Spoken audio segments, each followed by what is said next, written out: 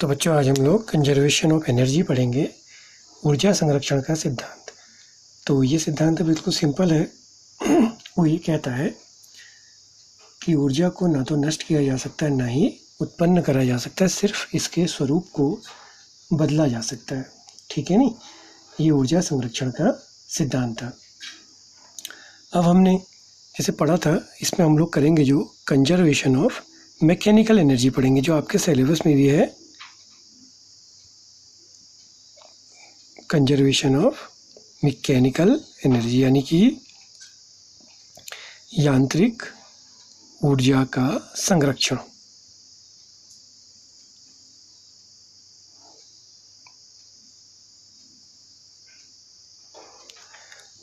थोड़ा सा mathematical topic है, ज़्यादा डिफिकल्ट नहीं है। तो ये है क्या एक्चुअली में, इसको आप ऐसे समझो। एक एग्जांपल लेके चलते हैं। तो मान लिया जैसे मैकेनिकल एनर्जी, तो सबसे सिंपल एक एग्जांपल लेके चलते हैं। मान लिया हमारे पास सपोज कीजिए ये अर्थ का सरफेस है, ठीक है। एक यहाँ पर बॉल है, लेट ये एम मास की है, और ये यहाँ पर माना यहाँ से इसको ड्रॉप करा जाता है। ड्रॉप करने का अर्थ समझना, जब भी किसी चीज़ को ड्रॉप करा जाता है तो उसका इनिशियल वेलोसिटी हमेशा 0 होगी, ठीक है। क्लियर हुई बात। जब हम किसी चीज़ को ड्रॉप करते हैं तो ड्रॉप करने का अर्थ क्या है कि उसकी इनिशियल वेलोसिटी कितनी होगी, 0 होगी। तो इस चीज़ को आपने दिमाग में रखना है। अब जब हमने इसको ड्रॉप करा तो इसकी कोई हाइट है, सपोज कीजिए इसकी हाइट से यहाँ से h हाइट है, ठीक। तो यहाँ पर इसमें कौन कौन सी एनर्जी हुई, जैसा कि हमें पता है जो हमारी टोटल एनर्जी होगी वो क्या होगी, kinetic plus potential. Kinetic energy plus potential energy का टोटल सम ही आपकी टोटल एनर्जी या कुल ऊर्जा कहलाती है, ठीक। ये यहाँ पर टोटल एनर्जी को डिनोट कर रहा है, के काइनेटिक और यू पोटेंशियल। अब अगर हम इसमें सबसे पहले इस पॉइंट को लेट ए मान लें, तो ए पॉइंट पर इसकी टोटल एनर्जी कितनी होगी, क्या करेंगे, पहले एट ए की बात करेंगे। अब ए पर बॉडी को ड्रॉप करा गया। ड्रॉप करने का अर्थ ये है कि यहाँ पर इसकी जो वेलोसिटी होगी वो कितनी होगी, 0 होगी। तो वेलोसिटी 0 हुई तो जो आपकी काइनेटिक एनर्जी वो हाफ mv² होती है, और वेलोसिटी 0 तो काइनेटिक एनर्जी भी 0। अब दूसरी हुई इसकी पोटेंशियल एनर्जी। अब अर्थ के सरफेस से इसकी हाइट h है तो इसकी पोटेंशियल एनर्जी आएगी mgh, ठीक हो गया। तो इसकी जो टोटल एनर्जी हो जाएगी कौन से पॉइंट पर, ए पॉइंट पर, इसको EA कह दें तो इसको भी आप कर सकते हैं UA और इसको KA कर सकते हैं, यानी कि kinetic energy at point A, potential energy at point A, total energy at point A. तो KA प्लस UA बना। KA तो हो गया 0, UA हो गया mgh। तो ये पहला पॉइंट आया हमारा टोटल एनर्जी एट ए का, ठीक है। अब हम इसमें ये मानते हैं कि लेट इसके बाद अगर ये बॉडी जब नीचे को आ रही है, कोई एक पॉइंट बी पर आ गई, ठीक है। तो जैसे अगर हम इसकी हाइट की हमने एज्यूम करी थी, इस पॉइंट ए की h हाइट करी थी, और इस बी पॉइंट की हाइट को अब ऐसा मान लेते हैं कि लेट ये यहाँ से x डिस्टेंस नीचे को गिर गई है बॉडी, ठीक है।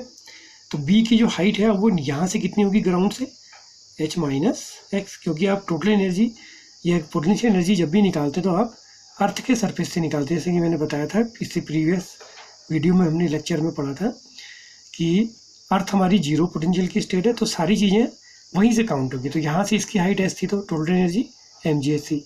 अब इसकी हाइट अर्थ का सरफेस यानी कि कौन सी स्टेट हुई, 0 पोटेंशियल की स्टेट होगी। तो अब हम बात करेंगे पॉइंट बी की, ठीक है। इसको नोट कर लेते हैं कि ये इक्वल टू आया था mgh।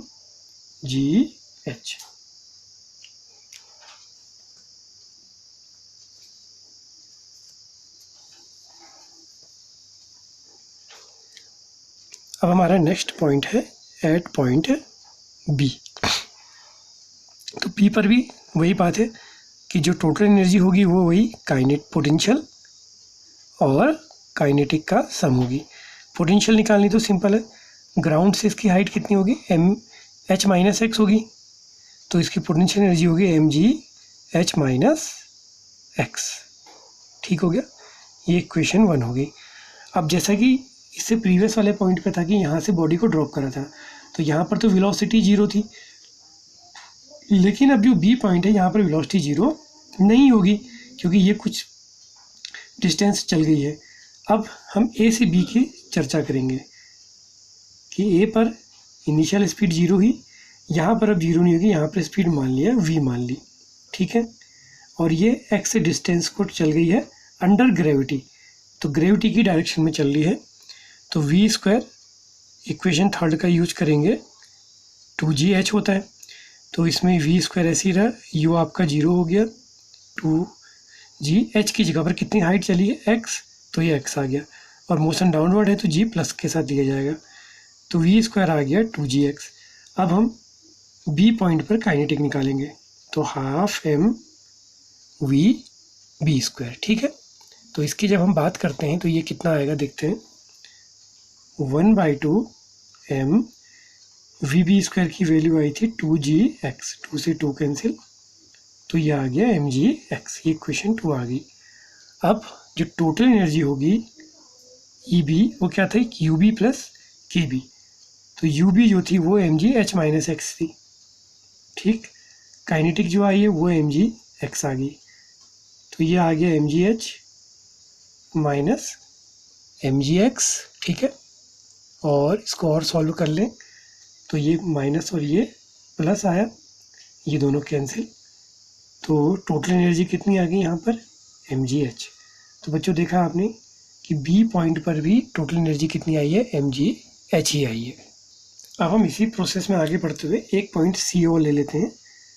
एक माना सी पॉइंट हमने ग्राउंड पर ही ले लिया, ठीक है ना, ये सी पॉइंट तो ग्राउंड पर है, तो अब हम सी की बात करते हैं, तो एट पॉइंट सी, तो यहाँ पर भी वही है, जो टोटल एनर्जी होगी वो पोटेंशियल प्लस काइनेटिक का सम होगी, तो यूसी की बात करेंगे, तो यूसी वही mgh फॉर्मूला लगा। अब अगर देखें इस पॉइंट, ये जो कि ग्राउंड पर ही पॉइंट है, तो इसकी हाइट कितनी होगी, अर्थ से 0 होगी, तो यहाँ पर h 0 हो गया, तो इस पॉइंट पर जो पोटेंशियल एनर्जी वो कितनी आ गई, वो 0 आ गई है, ठीक। ये इक्वेशन 1 कर लिया इसको। अब यहाँ पे काइनेटिक निकालेंगे, तो काइनेटिक के लिए फिर वही करते हैं, एक पॉइंट ए था, एक सी था, तो जब हम काइनेटिक निकालेंगे सी पर तो वही हो जाएगी half m V C square, यानी कि वी पॉइंट पर अगर हमने सी पॉइंट में वेलोसिटी को वी सी मान लिया, यहाँ पर तो इनिशियल कितनी थी, 0 थी क्योंकि बॉडी को ड्रॉप कराया गया था, तो और अब की बारी कितनी हाइट चल चुकी है, h हाइट, जैसे इससे पहले बी पॉइंट पर x हाइट या x डिस्टेंस को ट्रैवल किया था, अब की बार h डिस्टेंस ट्रैवल करिए और मोशन अंडर ग्रेविटी यानी कि g के अंडर है, तो K C is equal to जब निकालेंगे तो पहले अब हमें सी की वैल्यू चाहिए, तो क्या होगा, वही इक्वेशन थर्ड को यूज करते हैं, we square you square 2gh, तो v की जगह लिख दिया वी सी स्क्वायर, इनिशियल 0 हो गई, 2g हाइट कितनी चली है h, तो वी सी स्क्वायर आ गया 2gh। तो अब काइनेटिक एनर्जी के C half m V C square, तो 1/2 m वी सी की वैल्यू आई है 2g, वी सी स्क्वायर की वैल्यू 2gh आई थी, इसको यहाँ पुट कर दें, ये कैंसिल, तो ये वैल्यू आ गई mgh, ठीक है। अब हम टोटल एनर्जी की बात करेंगे, तो K C E C is equal to U C, U C तो 0 था, के सी आ गया mgh, तो ये भी कितनी आ गई mgh।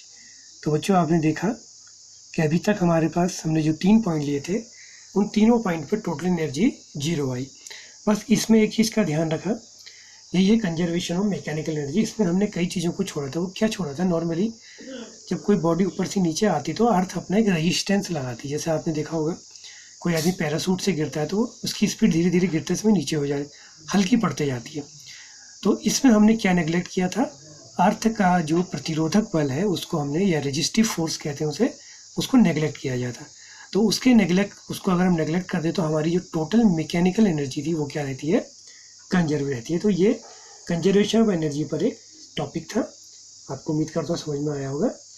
तो इसके बाद हम नेक्स्ट वीडियो में कंजर्वेटिव और नॉन कंजर्वेटिव फोर्स को पढ़ेंगे। Thank you.